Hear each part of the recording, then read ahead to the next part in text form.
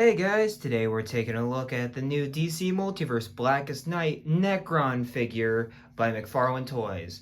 Let's get a closer look at that packaging, shall we? Alright, so getting up close and personal here, we've got the DC Multiverse Nekron name right there. The figure, which looks awesome. This Scythe right there. Got Nekron right there. And you've got the DC Multiverse up on the top. McFarlane Toys at the bottom. Turn around, you have this beautiful comic book panel, probably from Blackest Night, I'm not quite sure. It says it's from Blackest Night, so I assume that is taken from the pages of the legendary Blackest Night story. DC Multiverse right there. Nekron from Blackest Night. My defective packaging with DC Multiverse up on top.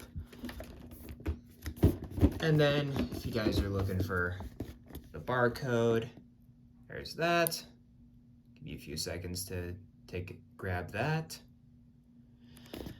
And alright, let's get this dude out of the packaging. And here is the Nekron figure out of the packaging. And before we take a look at his actual accessory, we'll take a look at the stuff that comes with every single Multiverse figure ever to date. So first of all, he comes with, as you can see on his leg there, and we'll get there in a minute, he comes with one of these, with the DC logo right there, the peg right there, nothing on the back, standard DC Multiverse stand, and then of course he comes with his own personalized card, which has the graphic from the back of the packaging, and then on the back, it's a brief bio, which I'll give you guys a chance to get those going. But basically, he's the avatar of the Black Lantern Corps, and the Black Lantern Corps is death, so he's basically the Grim Reaper. Basically. So let's get him off that turntable and a closer look, shall we? So first thing we're gonna get to is his Scythe here. And his Scythe is really long. It comes to standing them both down like that. It's exactly as tall as him, which is a good length for a Scythe, I must say. Especially if he holds it like that, that'll look pretty nice. And yeah, it's this, it's kind of made from a stick. If it can focus, if the camera can focus. It's made kind of from a stick. And with little metal parts with it, but overall looks very good. Texturing's very nice. It's a bit dimmer than how it's showing up on camera. In real life, it has kind of like a light brown, and here it shows up kind of as a cream color, but it's light brown. But the main problem I want to talk about is I think the blade's warped. I'm pretty sure the blade's warped, but it doesn't seem like it's warped. Like there's no warp marks or anything like that. It's just that it's bent to hell. So I hope it's warped and not that it's actually like that, because if it's actually like that, that's it's pretty messed up. But that's where it should be, and it's all the way over there. So hopefully after this review, I'll take a hairdryer to that. But yeah, his Scythe is modded after the Black Lantern power battery, and you have the white right there, so he could plug in his ring or something. Does he have a ring? Does he have a ring? Doesn't look like he even has a ring, so very interesting. But anyway, a great segue to start talking about the figure. So this guy is textured out the wazoo. He is definitely a piece to behold. cold. All the zombie texturing you want. He has the collar right here. He's got the exposed heart right there in the chest cavity. He's a professional zombie, man. Like, and he's definitely bringing the Black Lantern vibes with the Black Lantern crest right there and right there, going all the way around with this, I think, hood piece. But this piece is all rubber. It's one continuous rubber piece going all the way down the figure, and it's textured out the wazoo, like it's been tattered and worn and has great textures all around it, as you can see. And of course, on the actual body, you can see the decayed kind of slender build with the wraps like he's been dead a long time. And as it says in the bio, he's been around for a long time, so it kind of fits, even though he's been dead for a long time, so it's kind of weird. But in the bottom, we see the typical Black Lantern kind of stripes right there. You see that a lot on like characters like Superman. The Black Lantern Superman figure has kind of like that design, more or less. And yeah, just overall, a really detailed figure. I really like what they're doing here. And he comes with, and he has this like weird bracelet thing. I don't know what it is, but it's really weird. It's an artistic choice, sure. Maybe because he's supposed to be like chained up or something. I don't know. Because it's the same kind of thing as his collar. But I don't know, I'm just being nitpicky at this point, but this guy looks great. I wish he had a posable jaw though, that would be really cool.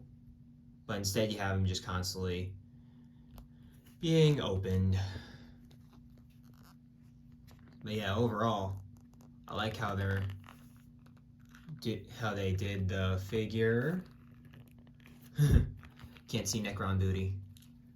But yeah, let's get into the articulation since I'm practically done talking about the sculpt. The sculpt is like phenomenal in terms of details and sculpt work and all the materials used and stuff like that. So let's talk about articulation. So articulation has a ball jointed head, which he can look up and he can look kind of down, but it's kind of caught with this collar piece, rubs right up against it like that, so he can only go down to about that far. And then of course he can do a lot of head pivot, and he can move left and right. He has a shoulder hinge joint right there with no butterfly joint in there. There's no butterfly joint in there, so it's just the hinge, and it can go about that far right there, back about that far. He has a bicep swivel, which Bane did not have, and I find it a little weird that Bane did not have that. And he has double jointed elbows, which look okay. They don't look, they're definitely not the worst I've seen, but they're definitely not the best.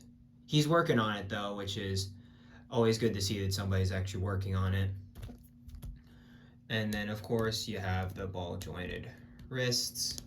The old ball jointed wrist, that actually, wait a minute. Mine was just inverted, sorry. So there's the sculpted ball jointed wrist for the exterior. Then you get the pin right there because you gotta rotate up and down, and then you can twist the actual wrist and get that awesome hit back and forth hinge too.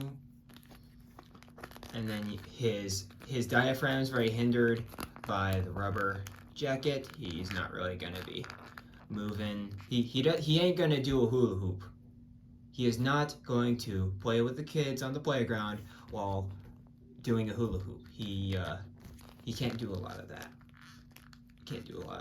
But anyway, let's get to the legs.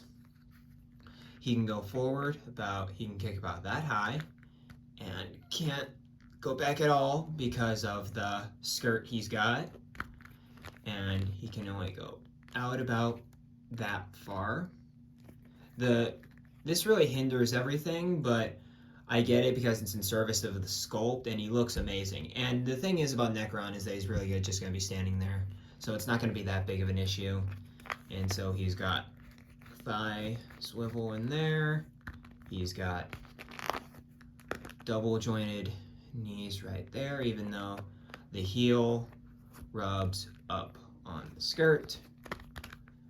And then, of course, he's got ankles that go down, they go up, swivel side to side, and ankle pivot, and toe articulation.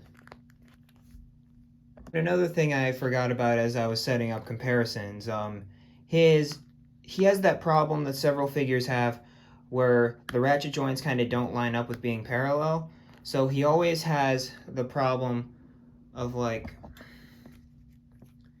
doing crap like this, where it's like not only one foot can be flat to the ground, the other one's kind of just in the air like he's trying to tap dance. But yeah, that's one thing to consider with, at least with my figure. I don't know if that's widespread or not. And for our first comparison, we've got Nekron next to some Green Lanterns right here. We've got our Dawnbreaker 2-pack Hal Jordan right there. We've got the Blackest Night Kyle Rayner figure, which is amazing. I absolutely love that figure. And of course, we have our new Nekron. And I think, I think Nekron can grow, so it doesn't really matter like what size he is. I'm pretty sure he can grow. But if he can't, I usually see him like way bigger. But if he is that size like normally, that's completely fine. I don't see a problem with it. As long as he's tall, I don't have much of an issue. But I'm pretty sure he's like, because on the card, he's ginormous. So seeing him there makes me think, oh, he's kind of small. But I'm pretty sure he can enlarge. So yeah.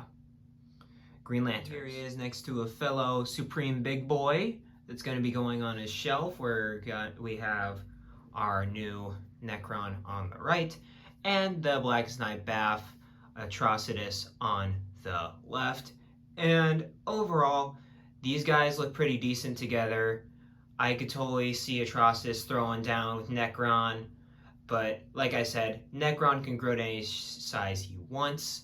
So overall, it doesn't really matter what size he is, but at least he's big. And then of course we've got even bigger Big Boy, the biggest boy McFarlane has ever made so far. We've got of course Swamp Thing right there. And I'm pretty sure Nekron should be taller than Swamp Thing, but like I keep saying, I think Nekron can manipulate his size, so it doesn't really matter. And here we are with all of the Blackest Night characters so far, at least the Black Lantern characters. We've got Deathstorm on the left, got Blackest Night Zombie Batman right there, got Blackest Night Superman, and of course their Overlord Nekron in the back. And just to give you a sense of scale, Nekron's a big boy and is way taller than a standard McFarlane 7-inch figure like Superman and Deathstorm, even though I know Batman's hunched over. But these guys look great together, and I'm totally gonna have this kind of setup on my lantern shelf. And here we have the whole Mega Fig Wave 3 as stated on the packaging is concerned.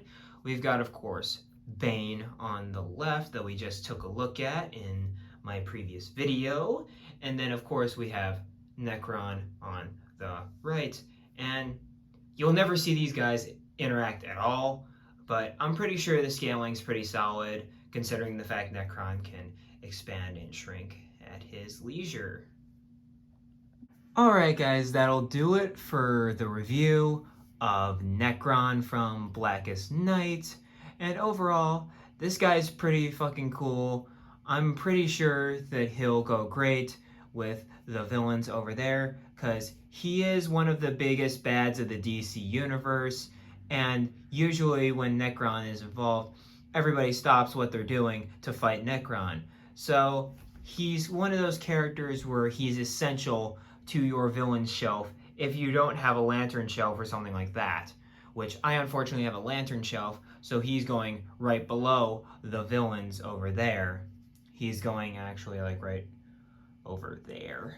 So keep an eye out for that in upcoming reviews. And yeah, this guy's awesome. His texturing is unmatched. His articulation's okay. I wouldn't say it's great, but it's okay. But his aesthetic is more than worth the money, especially if you're a Lantern fan. This is a must-buy if you're a Lantern fan.